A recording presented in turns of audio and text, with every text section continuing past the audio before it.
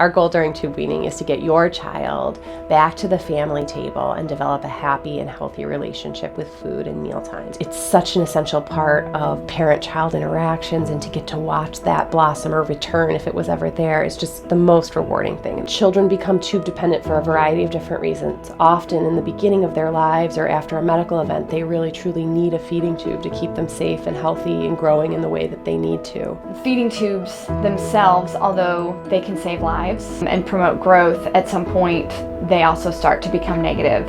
So when the medical conditions that made the tube necessary no longer exist, it's important to move towards weaning the child off the feeding tube. They need help so that they can eat normally like everybody else, especially when the skills are in place, or they have the potential for the skills to be in place. They need some support and assistance to understand why the tube isn't enough anymore.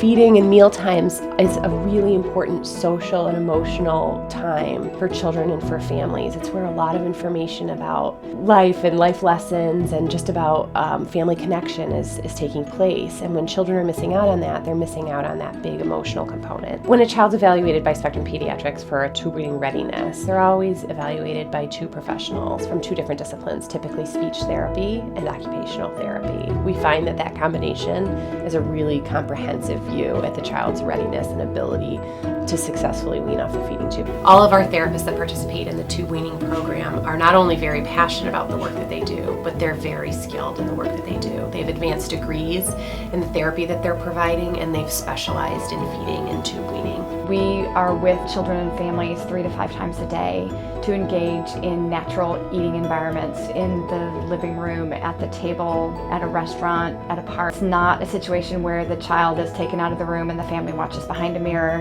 It's everybody eating together as socially appropriately as possible. And we do work with a physician who's comfortable and familiar with the family to help with the medical parameters. We also often collaborate with teachers and different therapists so that we can create a plan that's really ideal, safe, and successful for the child. During the tube weaning itself, we're working directly with parents. We do that because children should be learning how to eat with their moms and dads. The home environment is where kids learn to eat. Every other child gets to learn to eat in a home where they're safe with their families. And when a child's learning to do something that's challenging or new for them, it's always best if they can do it in the most relaxed environment possible. It is very important to help families heal from the past experiences, and the best way I believe to do that is to come together through family mealtime experiences. Food needs to have meaning for them to want to eat. And for many of the children we're working with, it just doesn't. They've been dependent on their feeding tubes for their whole lives, and they really don't understand what food is. And if they understand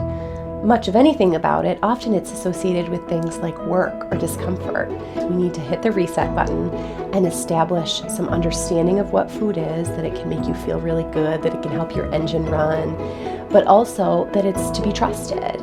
I believe very strongly that this works because it addresses the whole child. When we see a child successfully get back to the family table and leave tube dependency in the dust, we know that we're setting them up for a lifetime of health.